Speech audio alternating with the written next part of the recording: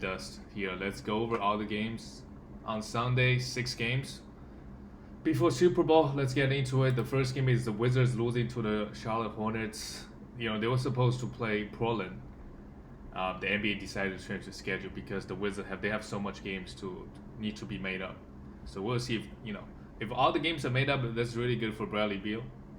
Not so much for Westbrook because he's gonna miss back-to-backs. For Bradley Beal, in 28 minutes, yeah, it's a blowout. Minutes low, still got you 31 points, 6 rebounds. Everything else is empty. Great efficiency and only 1 turnover, while Westbrook struggled.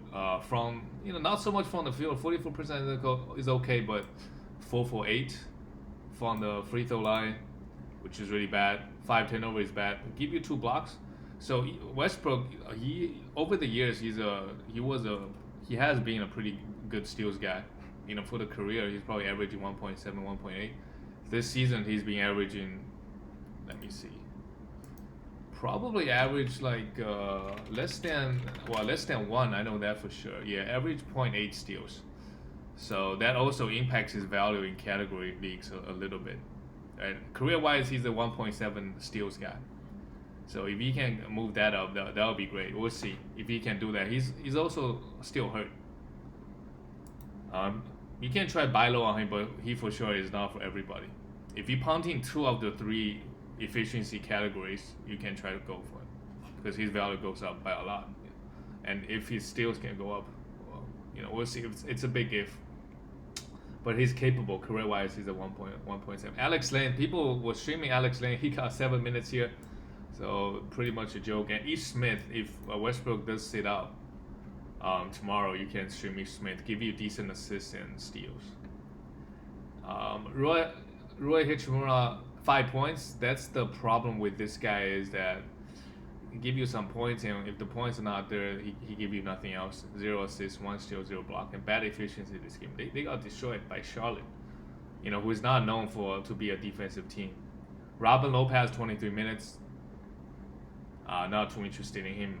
But pretty much nobody's that fantasy nobody's that good in terms of fantasy on this Wizard team. Maybe in real life too.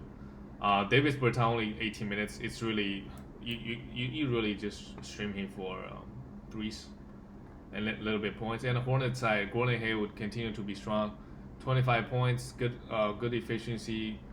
Bad from free throw line, just 1 game, that's fine. 2 steals, 3 assists. Continue to be a top 20, top 25 player. And he can stay in that range. He's the 25th ranked in 9 category at the moment. PJ Washington came back, struggled shooting the ball, but give you a steal and block. That's where his value mainly come from. His efficiency is probably going to be a bit rough, but the steals and blocks are really nice. Cody Zeller, 6 points, pretty strong game. He's you must roster him in 12 teams. Only 20 minutes this game, very weirdly. Maybe it's a blowout, or they decide to go small. Terry Rozier and LaMelo Ball. Devontae Graham is out this game. Don't know when he's coming back, but it doesn't seem like a long-term injury.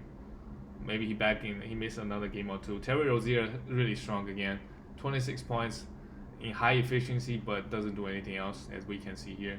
LaMelo Ball started getting 30 minutes. He'll be really scary. Moving forward, he's ranked 61st in 26 minutes a game. He should continue trending up, in my opinion. Miles Bridges, 31 minute, double. Yeah, not interesting. Not too much interested. Not interesting in this guy that much. 14 rebound, that's just anomaly. Malik Monk getting the minutes, but if the shooting fall off, he doesn't really do much. He doesn't offer anything. The next game is the big news here is Derrick Rose got traded from Detroit to the Knicks, playing for his old coach Tom Thibodeau. That means I think Rose value probably goes up.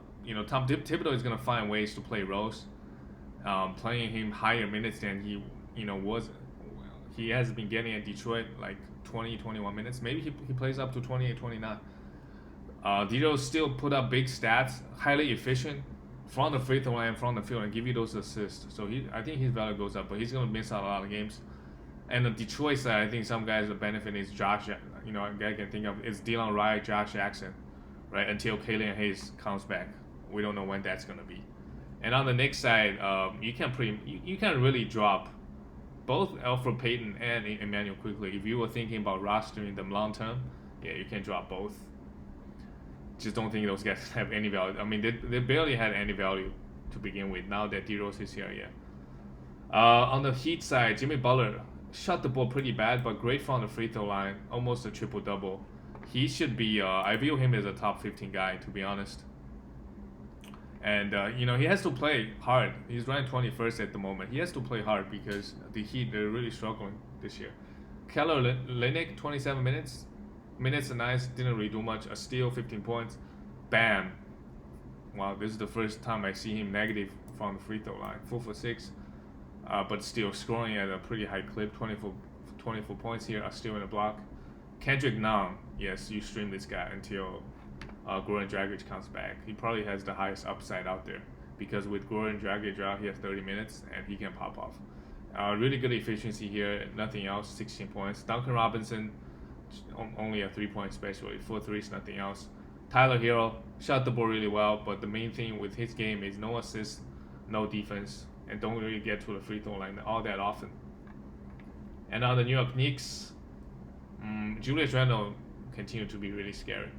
26, 13, and 7. No defense. That's who he is. And again, 75% from the free throw. He's not an 80% free throw shooter, in my opinion. And especially if we get to the second half and he doesn't have his legs under him, he gets tired. He's gonna miss more free throws. So don't count on him to be an 80+ free throw guy all season. The rest of the line looks fine. Mitchell Robinson, 32 minutes. Mitchell Robinson has been disappointing this season. It's for the wrong reasons. People maybe were thinking, hey, if he gets 30 minutes, he's gonna block me 3 shots a game. But no, he hasn't been doing that. The reason he's able to play 30 minutes is because he's staying out of foul trouble. He's not as aggressive as going for this blocks, which makes sense. He is ranked 60th, mainly due to his 1.6 blocks and high efficiency, high field goal, and 1.1 steals is also nice. But I think he can do more in terms of the defense, giving you the defensive stats, right? The rest of the line looks okay. Like, I think he can easily average 2.5, but this year he's just playing different, very different. RJ only played 19 minutes. Why is that? I have no idea. Why RJ? Maybe he's just playing horrible and Tom Thibodeau just had enough. That's a possibility. He shot the ball 1 for 6. That's the first time I see him getting such low minutes. Maybe with Rick Naditos coming, RJ is gonna lose a little bit of minutes, but I mean, you're not really losing much if you drop RJ seriously. Alec Burks got his 20 and 29 minutes. Maybe his minutes also get impacted, but I don't really see him as a must roster guy.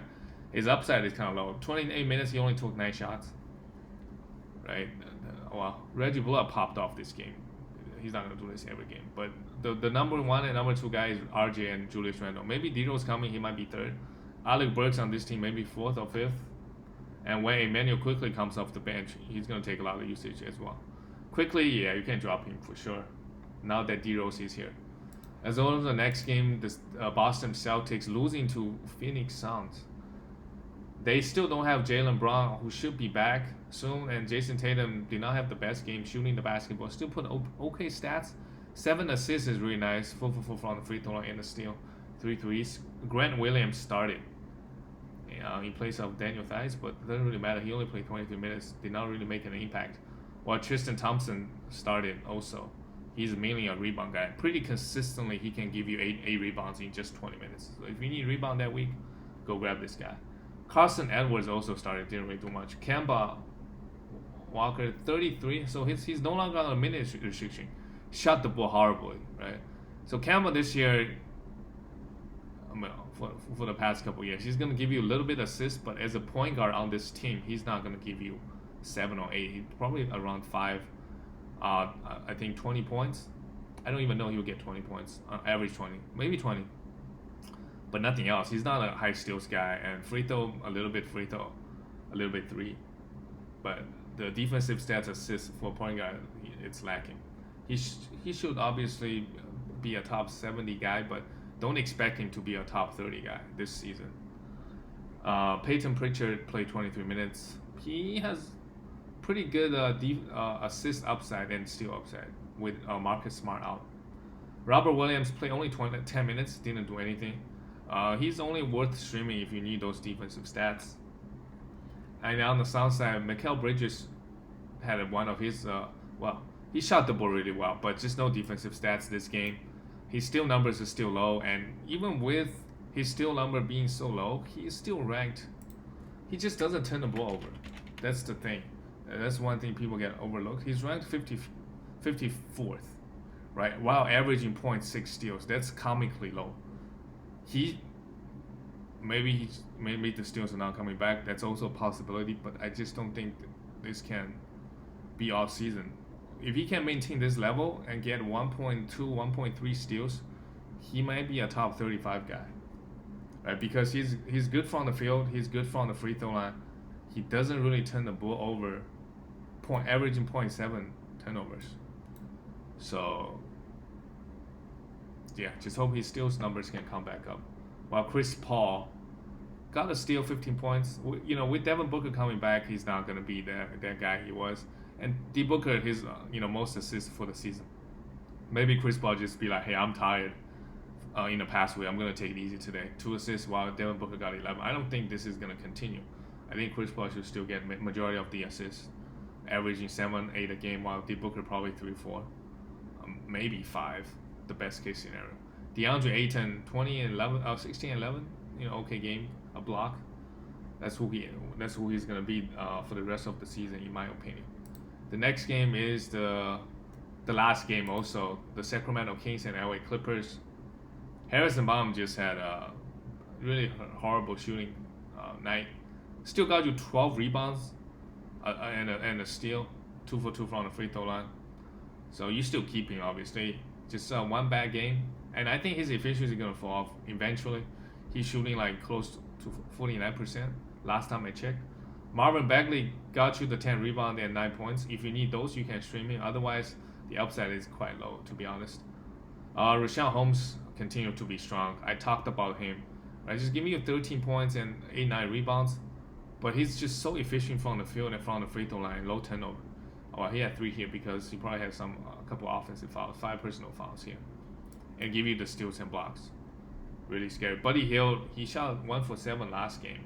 Shot the ball pretty well, but he's been disappointed this season. 22 points.